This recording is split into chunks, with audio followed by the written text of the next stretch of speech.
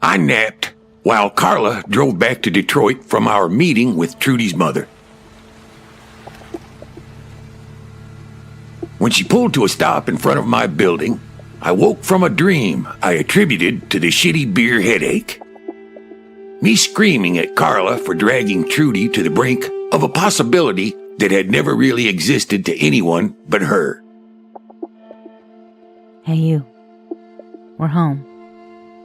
When Carla tapped me on the shoulder, I suddenly got an unsettling feeling that I again tried to brush off on the ice house. But somehow, I already knew. And the music. We heard it as we'd made our way up the stairs. Trudy, open up. Carla banging on Trudy's door and screaming her name while I unlocked my apartment and went to look for the spare key is what keeps haunting me. How I could tell Carla knew, too. Trudy, open the door. It was like the air in the building had been displaced somehow. Trudy. Like it knew there was one less person living inside it. Trudy.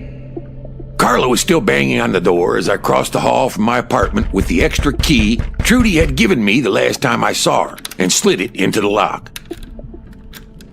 As soon as the door opened, Carla flew across the room and knelt next to her. We found her staring blankly across the room, her face a mask of obliterated pain. Eyes wide, arms dropped at her sides, body lolling against the couch, needle in her arm.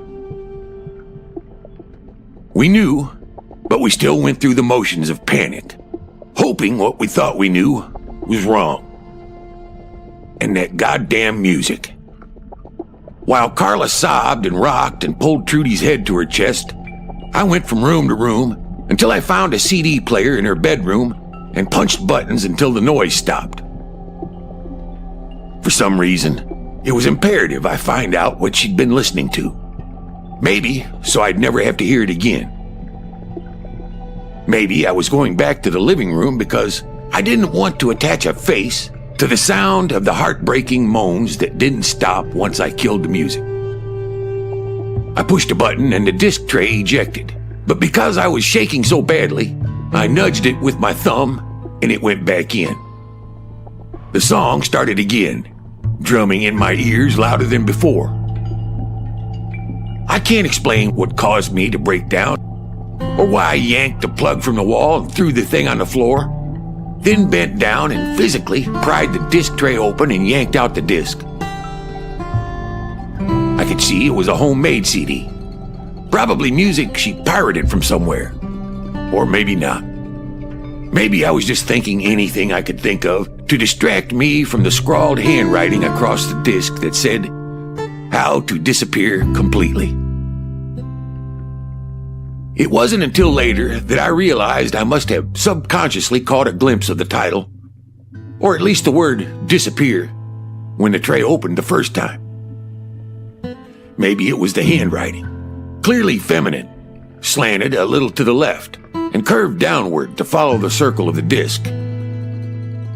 Maybe it wasn't her writing at all, but the haunting sound of the song as I'd climbed the stairs, causing the skin on my arms to prickle to goose flesh, Carla banging and calling her name, opening that door, seeing Trudy with her open eyes staring blankly, all of it mingled together to form a haunting siren song. The mind is a funny thing.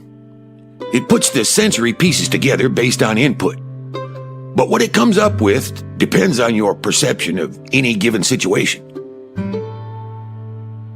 When you're not ready to accept the literal stimuli, the brain has a way of mixing it all together into a slushy mix of half-truths.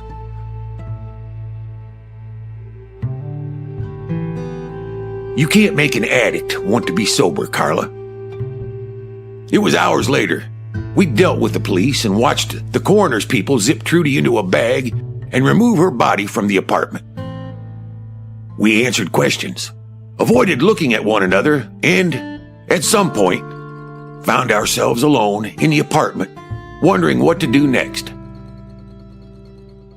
What I said was in response to Carla's repeated inner monologue that kept coming to the surface as she paced and smoked cigarettes from the pack left on Trudy's cardboard coffee table, pacing and mumbling, while I stood against the door and waited for her to wind down. You don't mind letting people die, do you, Morneau? She said it quietly and without emotion, so coming from Carla, it made the statement particularly unsettling. What? I wasn't sure I heard right. Letting people slip through your fingers. Doesn't seem to do anything to you, except maybe send a ripple or two across the surface. How do you stay so controlled? Interesting she chose that word, because I was suddenly experiencing a complete paucity of control. The anger was so visceral, I could feel the roots of every tooth as I worked my jaw muscles. Letting people die? You think death asks permission to cross your threshold? Like those newfangled vampires you're so goddamn fond of watching on the TV? That popular culture has romanticized death to such a morbidly obscene level is truly awe-inspiring. There's nothing romantic about death. Sometimes it's arbitrary, like cancer. And sometimes we invite it in with the goddamn choices we make. I turned around and opened the door, thinking it was a good idea to put some space between us before I said or did something I'd regret. You're saying she wanted to die? Carla lunged across the hall and grabbed the back of my shirt. I swiveled around to face her. God damn it, woman. Haven't you figured it out yet? Why Trudy turned on that shitty music and stuck a needle in her arm? Because death was more appealing than anything life had to offer. That's something you should damn well respect and not pity. She went out on her own terms. That can't be anything but crystal clear to anyone with the stones to see it for what it is, instead of what it could have been. Stop making this about you. Is that what you want? You want to die, Morneau? Is that it? Carla followed me into my apartment and slammed the door behind us. Her entire aura was a rainbowed mix of exasperation and anger. Red, orange, and yellow, with swirling smoke-like gray waves. I've seen death, Carla. That's why dying doesn't scare me. Real death happens to the living. Bodily systems shutting down isn't death. That's life. I went into the kitchen and grabbed a bottle, thumbing off the cap and taking a swig. When she ripped it out of my hands and slung it against the wall, it shattered, sending glass and scotch all over the place. You're so fucking full of shit. You sound like a goddamn bumper sticker with your real death happens to the living. She added a couple of obnoxious air quotes to my bumper sticker wisdom before planting both fists on her hips. Go home, Carla. I won't do this with you tonight. I'm not in the mood. Oh, you're not in the mood. How convenient. There were more words, but I couldn't make sense of them. I pushed her up against the refrigerator and covered her mouth with mine. More out of a need to stop whatever she was saying from being said. What followed was a coupling more brutal than anything I'd ever want to associate with her, but may well have been what we each needed at the time. As our bodies tired from all the harried movement, clothes strewn around the floor amid the glass and liquid, and all that was left was the act itself.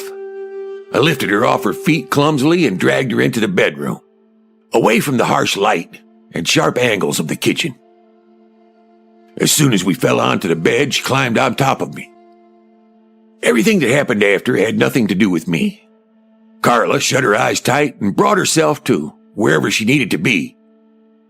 A climax born out of sorrow and emotional supplication rather than pleasure. It was one of those moments where you're left with an uncomfortable feeling about what had transpired, like a nauseating aftertaste. I rolled that taste around in my mouth for a long time as the sweat dried, and we both silently lay there, staring at the ceiling. Eventually, Carla said, What did you mean when you said those vampires I'm so fond of? How would you know what I watch at home? At least this conversation felt like safe territory. I spent a few nights listening to that crap while surveilling you after you stomped out of the office in a huff. Why were you surveilling me in the first place then? If you don't care about death? Because I assume you were out there skulking in the shadows trying to protect me. Why do that? Why go through the trouble? If death is so arbitrary and saunters in as she pleases. I hate when she twists my words back on me, and suddenly she's making more sense than I've previously given her credit for. A conversation with Carla requires too much attention to detail and a lengthy enough discourse that by the end, I'm in need of liquid nutrition. I elbowed myself into a sitting position. I need a drink. Carla put a hand on my arm, and the look on her face said she needed me to stay where I was for a minute, even though her quiet retort was a pithy one. A swift kick in the ass, that's what you need. I slid back down, and Carla turned away from me, but scooted her body against mine. I slung an arm over her shoulders and pulled her toward me. We'd both been trying to keep the banter on a level that didn't devolve back into anger and recrimination. But all that was left was sadness, because our friend was gone. I knew Trudy was probably a lost cause way before either of us met her. Yet, she was our friend. And now, she was no more. Who do you see about that? What exactly do you do with it? The person who figures that out, the person who bottles something that can turn off all emotion attached to an individual as soon as they take their last breath, that person would own the world. It wasn't until much later that I'd think about this again. After I ended up at the Meanwhile late that same night, once Carla made her excuses and left my apartment. After she showed up there, probably at Mug's behest, and tugged me out of the bar. After we were kidnapped and taken to the Florida Everglades, and were again forced to deal with the remains of another life cut short and the memories that went along with it.